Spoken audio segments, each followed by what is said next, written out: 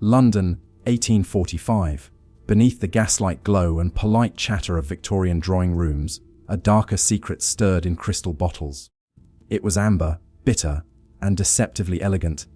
Laudanum, the empire's silent addiction, from grieving mothers to celebrated poets. Everyone drank it. Doctors prescribed it, society praised it, and the nation quietly dissolved into a dream. Behind lace curtains and marble mantels, minds slipped away one drop at a time. This wasn't rebellion or pleasure, it was escape. An entire generation living between consciousness and oblivion, where beauty and decay shared the same trembling glass. It begins with a bottle. A small, amber glass bottle, elegant, unassuming, the kind found on every English mantelpiece in the 1800s. The label reads in graceful cursive tincture of opium. Beneath it, one word whispered through parlors and sick rooms alike: laudanum. For some it was salvation, for others damnation in liquid form. Imagine a cold London evening in 1847.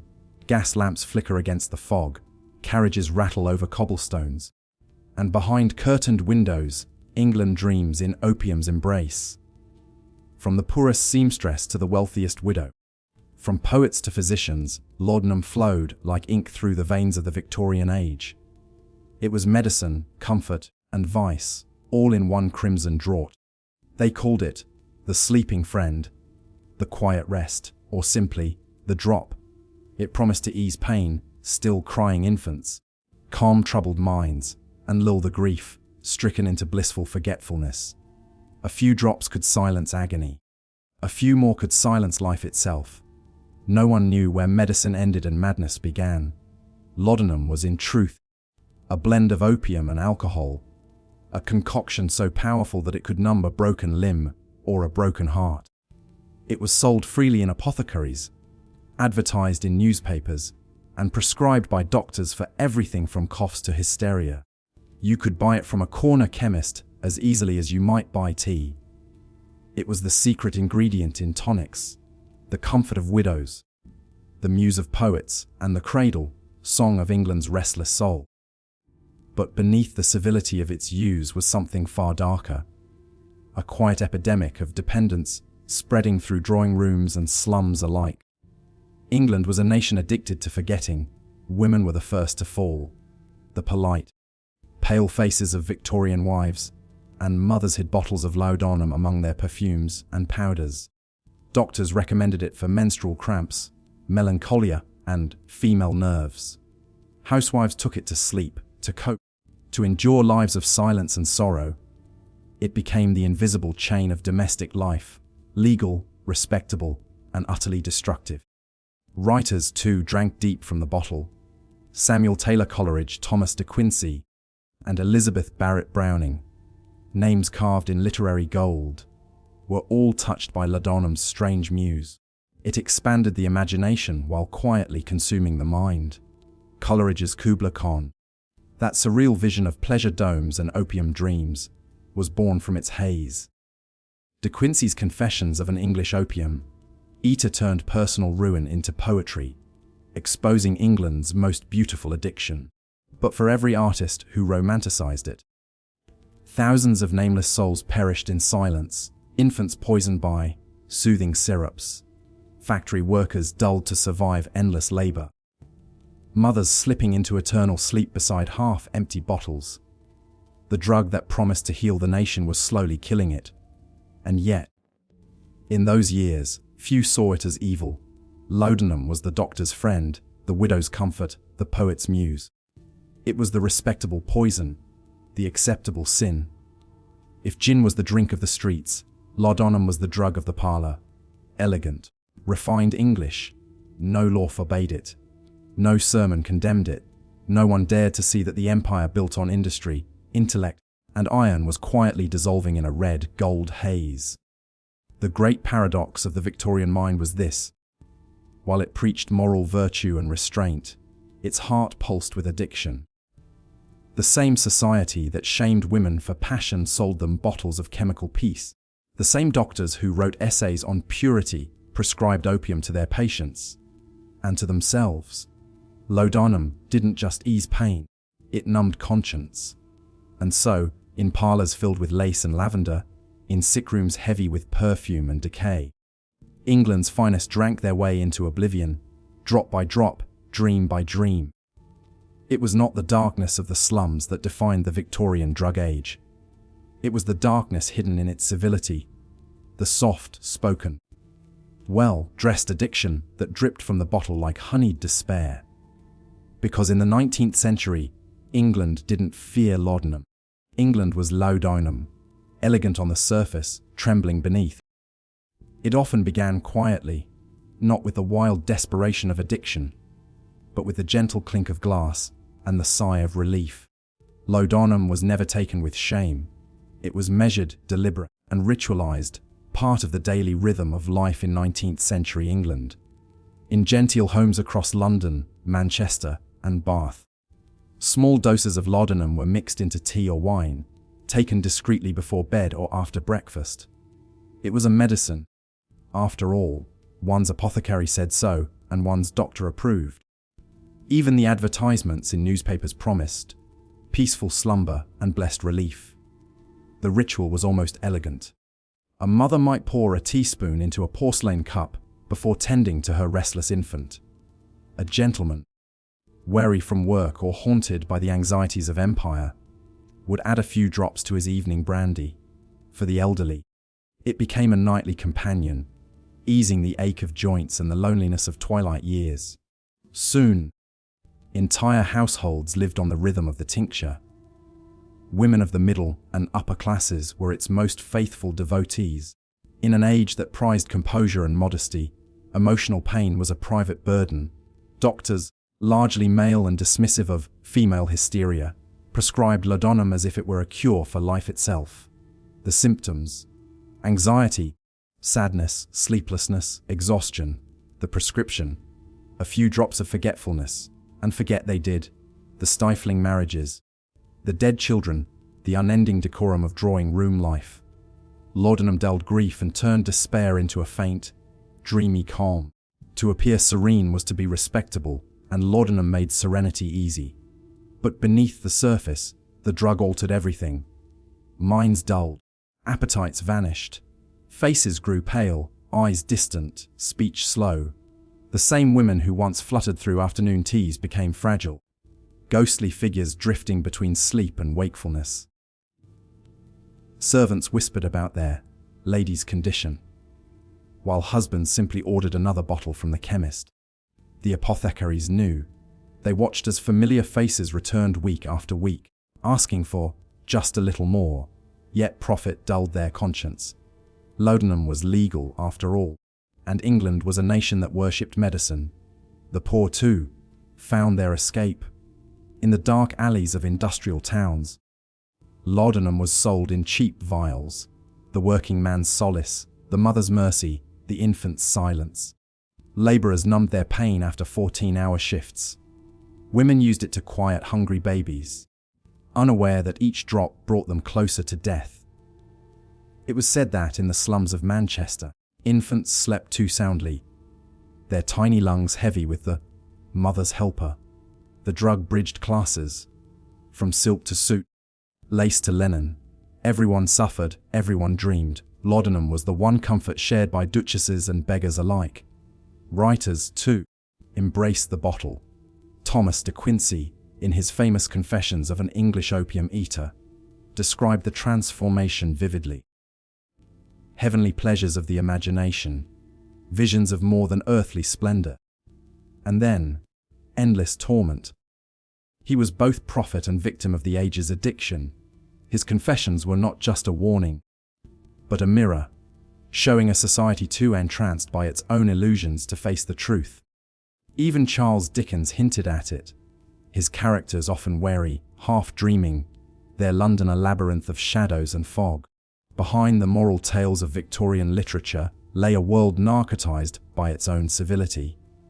And as the 19th century marched forward, laudanum became so deeply embedded in daily life that it no longer felt foreign. It was like tea or brandy or prayer, a habit both respectable and ruinous. Doctors continued to prescribe it for everything: headaches, coughs, sleeplessness, even broken hearts. Pharmacies displayed it in their windows, gleaming bottles with gold lettering that read, Laudanum, a gentle restorative. The irony was almost poetic. England, the empire that prided itself on conquering the world, had been quietly conquered by its own medicine. The addiction wasn't loud. There were no riots, no desperate street dealers, no laws forbidding the sale. Instead, it was a slow, polite decay, one that smelled faintly of roses and ether. And behind every elegant home, behind every calm Victorian smile, there was often a hidden bottle, and the faint clink of a spoon against glass. Because laudanum didn't just treat pain. It became the language through which an entire generation whispered their despair. The 19th century was an age of contradictions, a world of strict morality and secret vices, of scientific progress shadowed by spiritual decay, and laudanum, that dark elixir of dreams, flowed through the veins of its greatest thinkers and artists like a silent muse. Behind the lace curtains of Victorian civility, the drug became a key to another world, one of imagination unbound. Painters, poets, and writers who sought beauty beyond the rigid lines of reality found in laudanum both inspiration and damnation. It was the bridge between genius and madness. Thomas de Quincey had already opened the door. His Confessions of an English Opium Eater was not merely autobiography, it was a revelation. He wrote a vision so vivid they rivaled divine revelation. I was stared at, hooted at, grinned at, chattered at by monkeys, by parrots, by cockatoos. Every form of life that could mock me seemed to crowd upon me. The book was both warning and temptation. Readers were horrified and enthralled. They could almost taste the sweetness of the opium dream. De Quincey's words turned suffering into art and addiction into myth. Then came the poets. Samuel Taylor Coleridge, whose haunting, Kubla Khan, was born from an opium vision interrupted mid-dream. In Xanadu did Kubla Khan a stately pleasure, dumb decree. The poem felt less written than revealed, a glimpse into a celestial trance that only laudanum could unlock. Coleridge's addiction would later consume him, leaving him frail, guilt-ridden, and endlessly chasing that first, perfect vision. But to the romantics, his suffering was sacred. It proved that beauty demanded pain, that genius was paid for in drops of poison. Painters, too, sought its glow. In dim London studios, artists sipped laudanum as they painted, eyes half closed. Chasing the shimmer of unreality, the candlelight flickered on canvases of ghosts, gods, and feverish landscapes. It was as if the poppy had become a lens through which the world itself looked more vivid, more tragic, more divine. Even ordinary men and women felt the pull of the dream. Laudanum softened the edges of a cruel world. The rigid class hierarchies, the endless moral scrutiny, the suffocating rules of conduct. It was escape in a bottle, a rebellion disguised as medicine. And in the heart of London, in smoky parlours and shabby rooms, small circles of opium intellectuals gathered, sharing dreams, discussing death, reciting verses that blurred the line between life and hallucination. But art born of laudanum carried a curse. For every vision, there came the fall. De Quincey's brilliance turned to despair. Coleridge's inspiration rotted into self-loathing. Painters who once saw paradise began to see phantoms crawling from their walls. The muse became a tormentor, whispering beauty one moment, horror the next. The Victorians romanticized this suffering. They saw in it something noble, even holy, as if addiction were a form of artistic martyrdom. The idea that genius must destroy itself became part of the cultural myth. And so, while doctors prescribed laudanum freely, society quietly applauded those who wasted away for art. Yet beneath the poetry and paintings, the truth was far uglier. Behind every mystic vision lay hours of agony, trembling hands, racing hearts, sleepless nights of terror. Addiction was not noble, it was a slow unraveling. But the Victorian world, obsessed with appearances, preferred tragedy dressed in beauty. Laudanum turned suffering into spectacle, and despair into something almost fashionable. It was the perfume of genius and the poison of dreams. The deeper one looked into 19th century England, the clearer it became.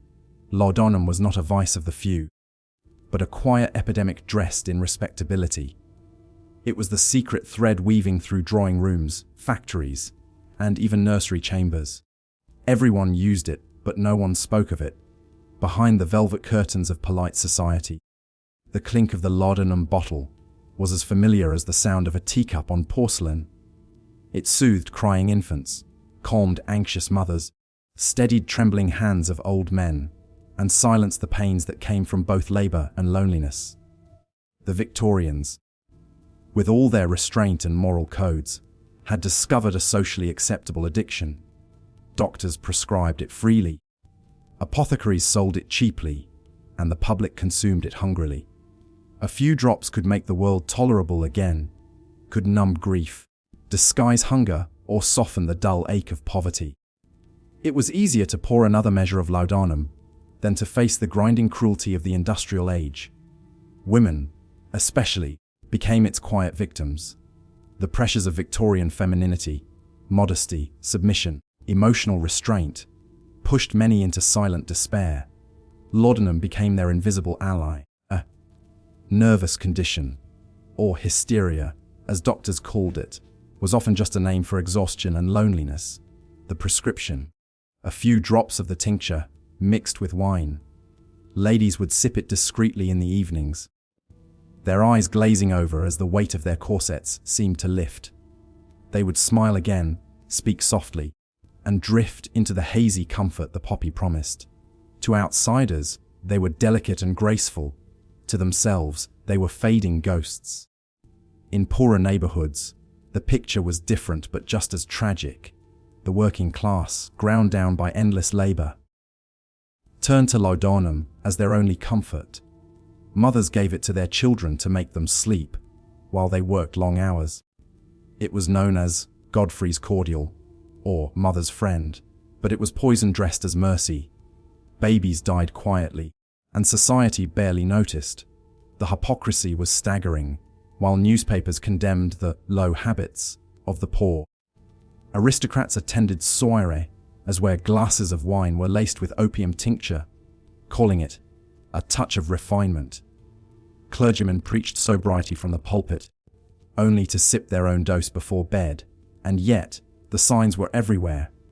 Trembling hands at the piano, fainting spells at garden parties, half-empty bottles hidden in drawers. The empire's heart was addicted, but it beat in silence. Laudanum blurred the boundaries between the moral and the sinful. It made respectable people do shameful things, not in rage or passion, but in a slow, drowsy surrender.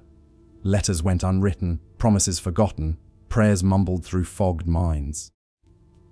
Even the great cities themselves seemed under the drug's spell. London's gaslights flickered through the smog like eyes half open in a dream. The sound of carriage wheels on cobblestones echoed faintly through streets where half the population lived in a haze. The empire that prided itself on progress was quietly dissolving into its own shadow. Writers called it the age of soot and smoke, but it could just as easily have been the age of sleep. And through it all, the apothecaries kept selling, the doctors kept prescribing, and the world kept pretending. The Victorian dream, orderly, moral, triumphant, was in truth a dream bought on credit, paid for in drops of opium. The question now was not who used laudanum, but who didn't. The 1850s, the dream was beginning to crack. Behind the elegant facades of London and Bath, whispers turned into alarm. The newspapers, once content to praise medical progress, began printing cautious editorials as England drugged. Doctors, too, were starting to see the truth. Their miracle cure had become a curse.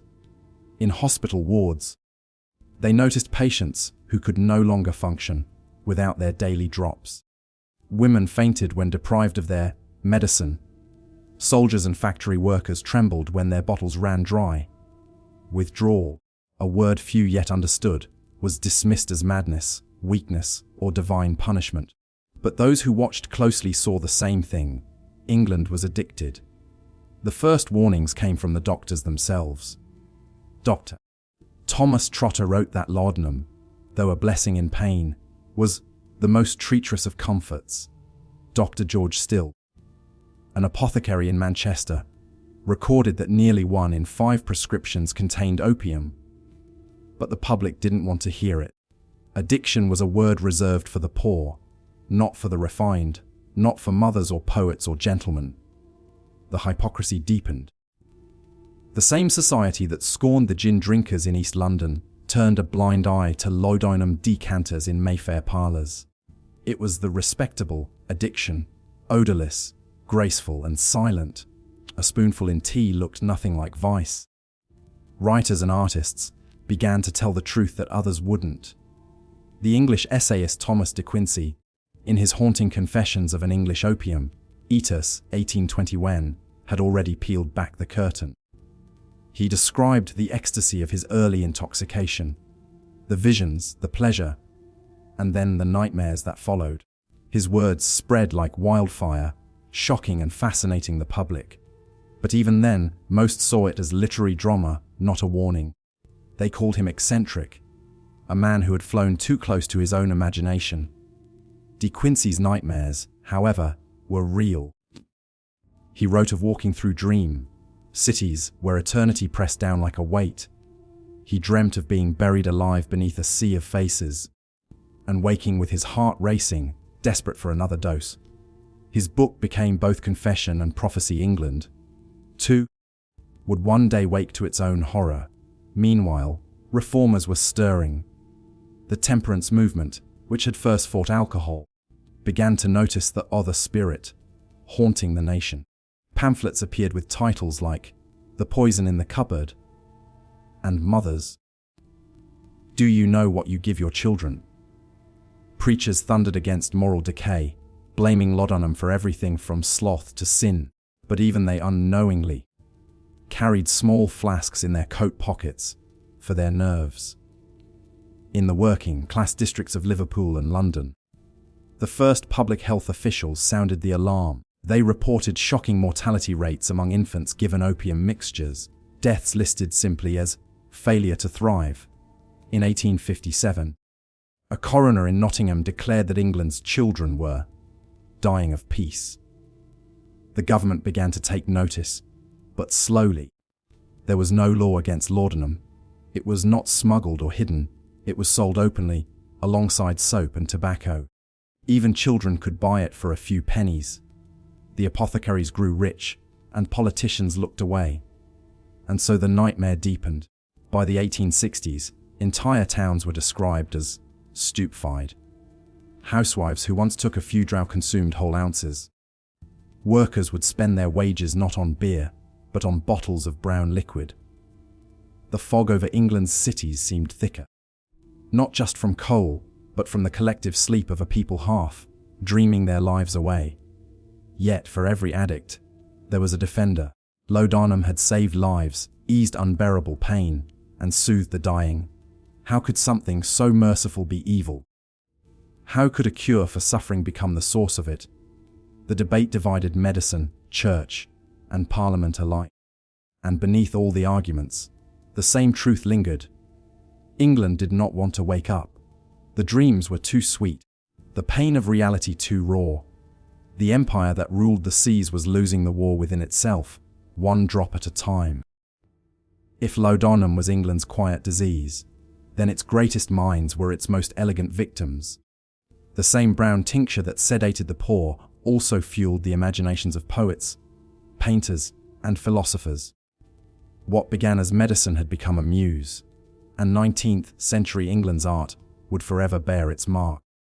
It began in the drawing rooms of London's literary elite. Laudanum flowed as freely as ink. Writers spoke of it with reverence, calling it the friend of thought, the window into the soul. A few drops could still the chaos of the mind, slow time itself, and summon visions that seemed divine. The poet Samuel Taylor Coleridge wrote Kubla Khan under its influence, a dream interrupted by the mundane knock of a visitor, a vision lost forever to the waking world. He called it a fragment from paradise, What he didn't say, at least not publicly, was that paradise came with chains. Coleridge spent much of his life trapped in the cycle of relief and remorse. His creativity bound to a bottle that dulled both pain and purpose. His letters later trembled with guilt. I am a slave to the accursed habit. Artists too found themselves in its thrall. Painters of the pre-Raphaelite circle, those who sought to capture beauty, untouched by modern corruption, were often visitors of Laudanum's dreamscape. They painted women like ghosts, pale, ethereal, eyes half lidded in longing.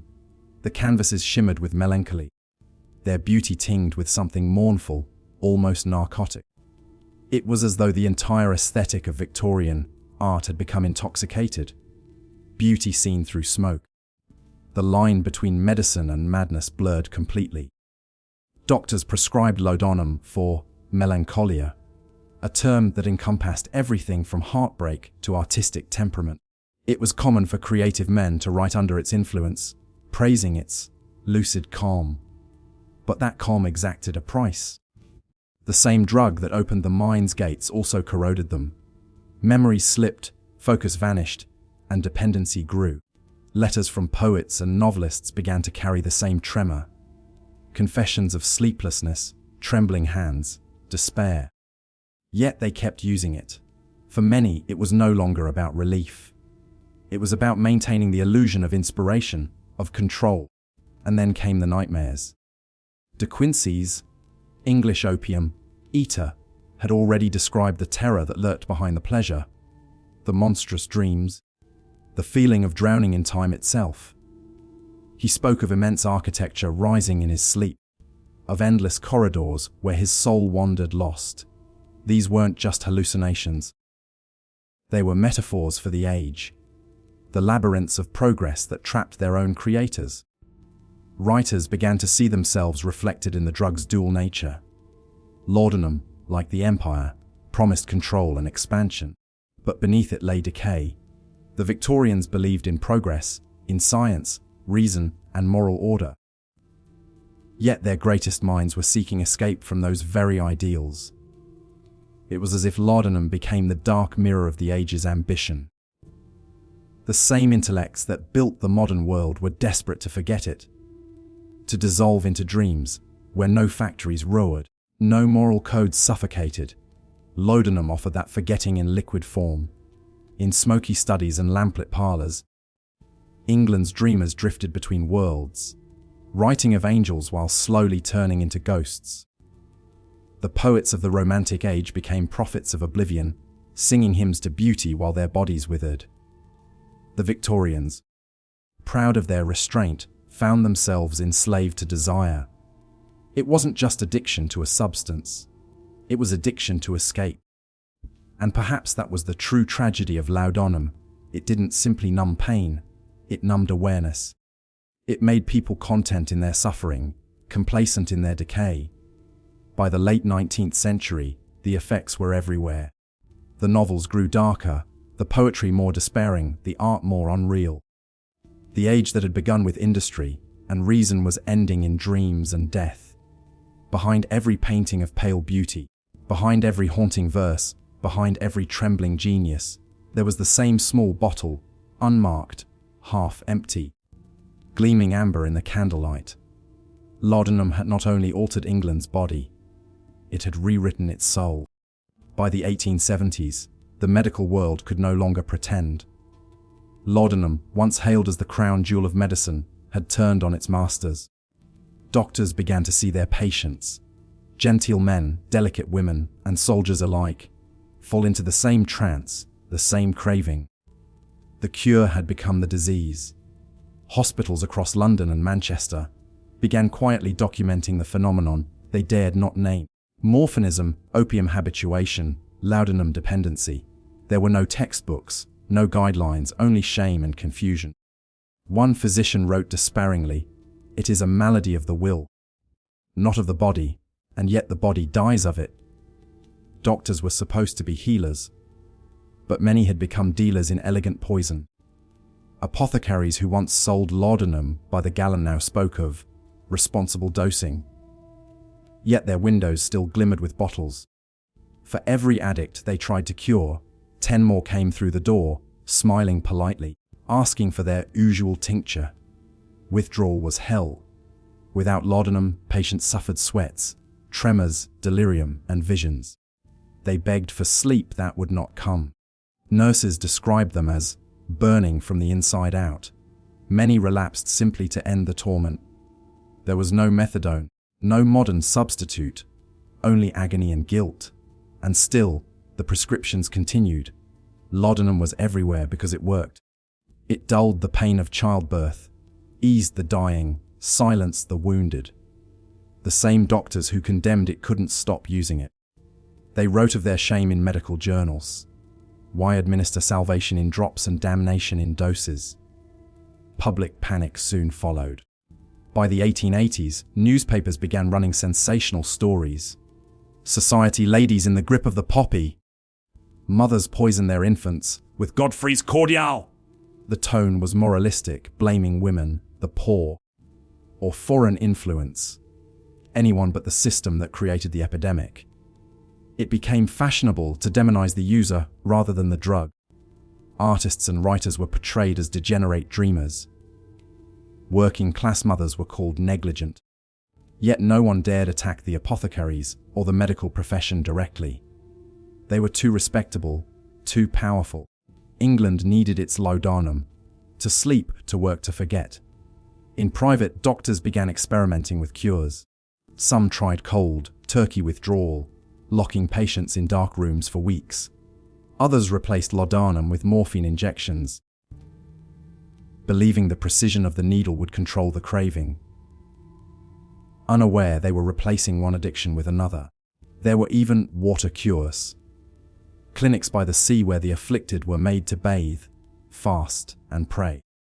Most patients emerged weaker, trembling, their minds still haunted by the drug's call. The few who recovered spoke of it like a near-death experience. One anonymous diary, written by a woman from Bath, reads, "The world returned to me slowly, as though from underwater. The sun was too bright, the hours too long. I felt the weight of reality press upon me, and I longed again for the sweet, merciful dark." Her words captured the dilemma of a generation. Once you've known oblivion, how do you return to the world's noise? Even as science advanced, morality clouded the issue. Addiction was not yet seen as illness, but as weakness, a failure of character. The upper classes called it melancholy. The clergy called it sin, and only a few dared to see it as something deeper, a wound of the soul inflicted by an unfeeling age.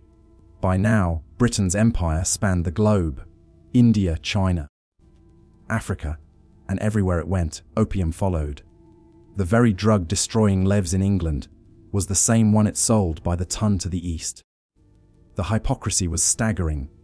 England condemned addiction at home while profiting from it abroad. The doctor's hand and the merchant's hand had become one. Laudanum had become a mirror of the century itself, brilliant, powerful, and fatally self-deceived. In the polished wards of London hospitals, in the shadowed alleyways of the East End, and in the opulent parlours of the elite, the same truth whisked through the smoke. England could conquer the world, but it could not conquer its own craving. And somewhere between medicine and sin, science and superstition, a new word was being born, one that would define the next century: addiction. By the 1890s, the golden haze that had once enveloped England began to fade. The laudanum bottle, once as common as bread and tea, was slowly becoming an object of shame. The country that had built an empire on opium was finally beginning to fear its own reflection in the glass. The change did not come from science alone, it came from scandal. When quiet dependency became visible, when aristocratic daughters, beloved poets, and respected clergymen began wasting away, the moral guardians of society struck back. Newspapers that once romanticized the drug now called it a sickness of the soul. Illustrations showed women with hollow eyes and trembling hands, cradling their bottles in despair. The fallen angel became the new symbol of the age. The press coined new phrases: the Laudanum lady, the slave of the tincture, and victims of the vial. Every article dripped with judgment and fear. Addiction was no longer just a private shame, it was a social crisis. The same polite society that had quietly indulged for decades now sought to erase its own guilt through moral outrage. The government moved cautiously. Parliament could not afford to alienate the medical community or the merchants whose wealth flowed from the poppy trade. But as the cries grew louder, the first tentative restrictions appeared. The Pharmacy Act of 1868, once a mild attempt at regulation, was finally enforced with teeth. Laudanum could now only be sold by licensed chemists, and its bottles required warning labels. Poison. It was a small step, but symbolically enormous. The mask was cracking. Doctors began to write in hushed tones about opiomania. The word carried weight, both medical and moral. Addiction was no longer a private failing, it was a contagion. Hospitals opened their first recovery wards. Grim, underfunded places where the addicted were kept in seclusion, their screams muffled by stone walls. But even as England sought to cure itself, it continued to poison others. Across the seas, in the treaty ports of China, British ships unloaded their cargoes of opium with imperial pride. The same government that condemned laudanum at home fought wars to protect its right to sell it abroad. The hypocrisy was staggering. At home, the poppy was a vice. Abroad, it was a commodity. Missionaries returning from China brought back horrifying tales of smoking dens and wasted lives. The irony was lost on few. England was seeing its own ghost across the ocean. The reflection of its own addiction magnified. The moral panic gave birth to reform movements. The late Victorian period was a time of crusades against alcohol, prostitution, and now opium. Christian reformers published pamphlets warning of the devil's draught.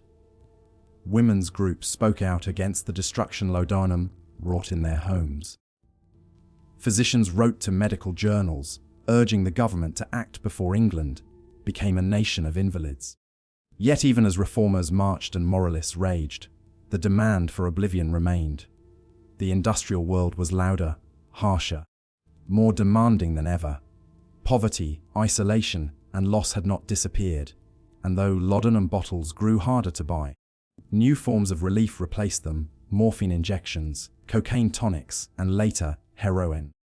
Humanity's craving for escape merely changed shape. Art mourned the passing of the age. In the twilight of the 19th century, the poets of the fin de siècle, the end of the century, generation, wrote of decay and desire. They sensed that something was ending, not just a century but an illusion. Writers like Oscar Wilde, Aubrey Beardsley, and the aesthetes of London's salons spoke of beauty as an act of rebellion, of indulgence as a form of art. Behind their words, the spirit of laudanum still lingered: the fascination with dreams, the love of escape, the seduction of destruction. By 1900, laudanum was fading from the shelves, but not from the blood of England. Doctors replaced it with newer, safe derivatives, unaware they were birthing the next wave of addiction. The poppy had simply changed its costume, and so, as the new century dawned, the age of brass and steam gave way to the age of morphine and medicine. England had woken, but only half. The dreams remained quieter, regulated, bottled behind glass. The laudanum age ended not with revolution, but with resignation, a sigh across the empire, as if the whole nation had finally sobered from a century-long dream. But its ghosts would remain, in the trembling hands of widows, in the ink of poets, in the archives of hospitals, and the margins of diaries.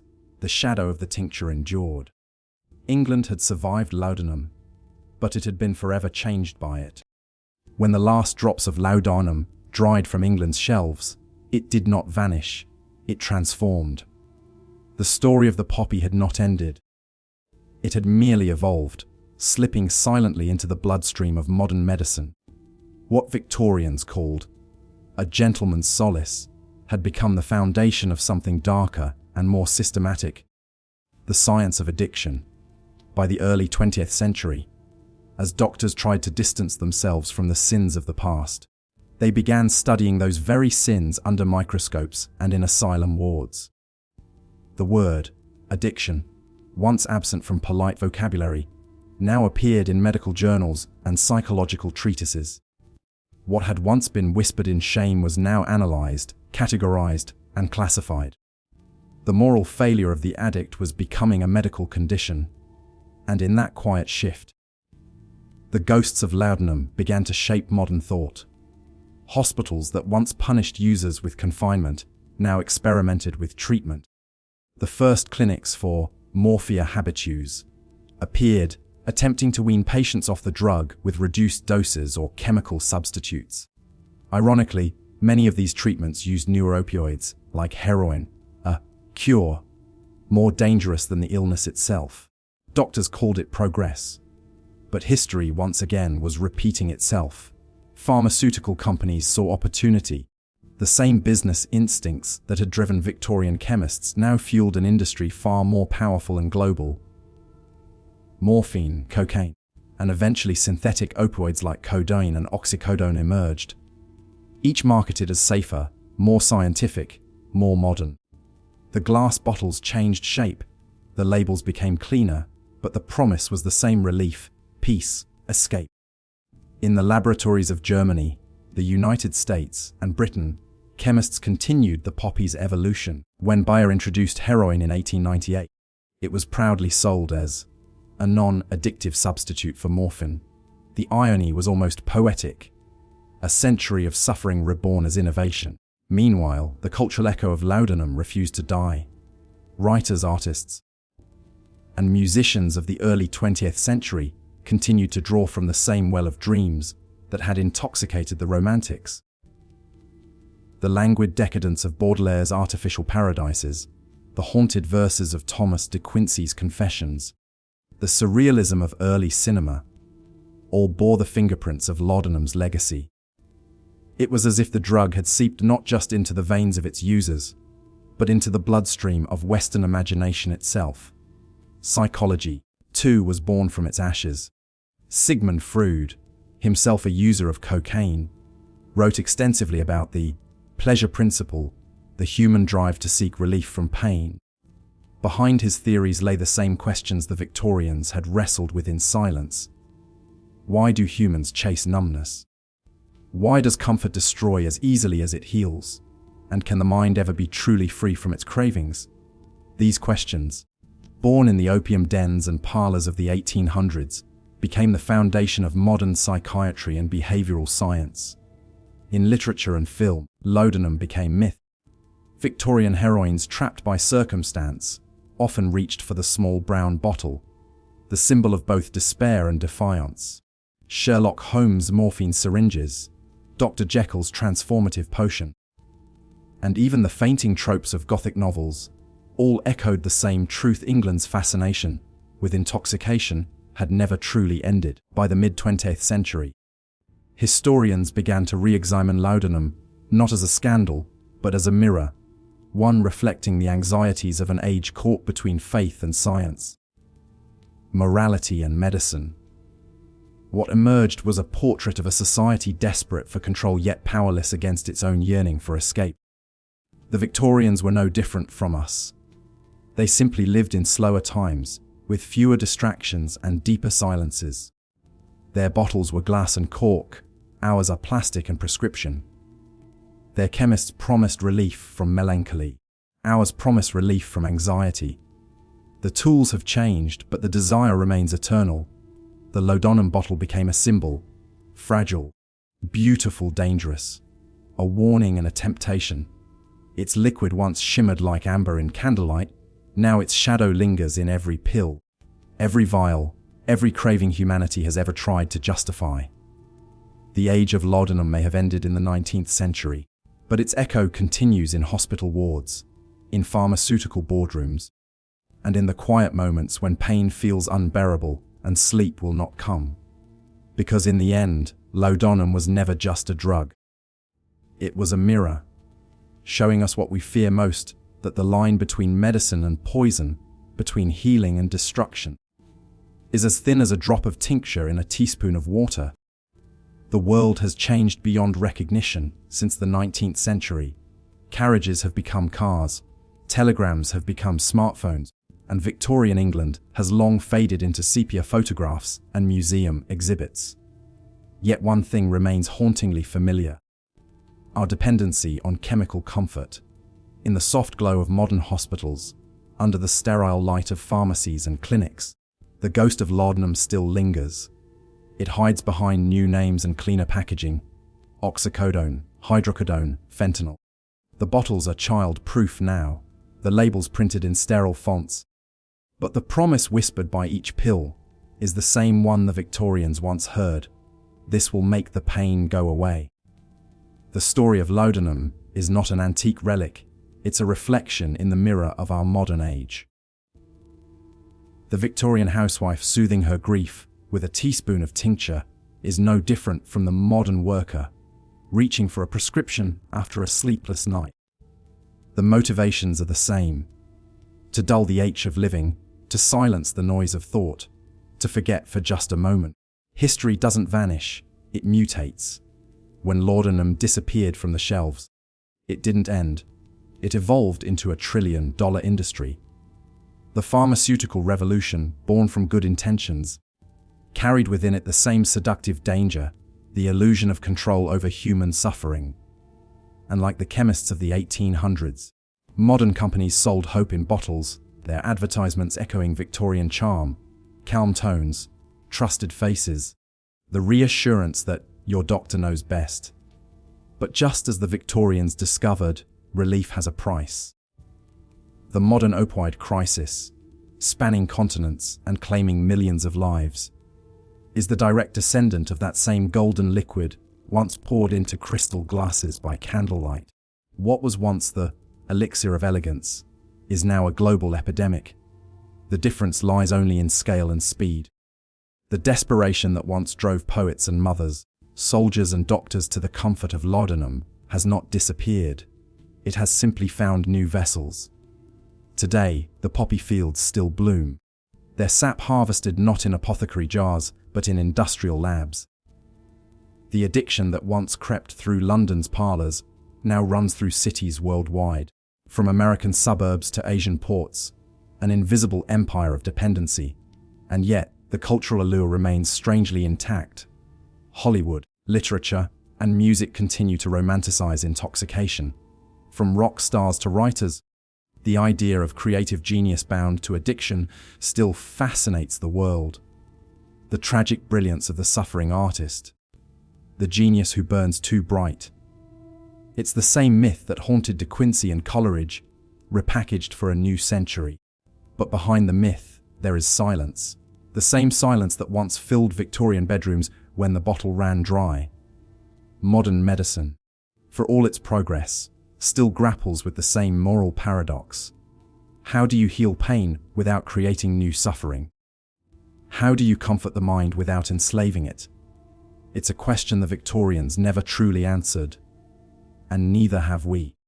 In small towns across the world, quiet pharmacies now serve as modern gin palaces, not filled with laughter or smoke, but with prescription slips and whispered pleas.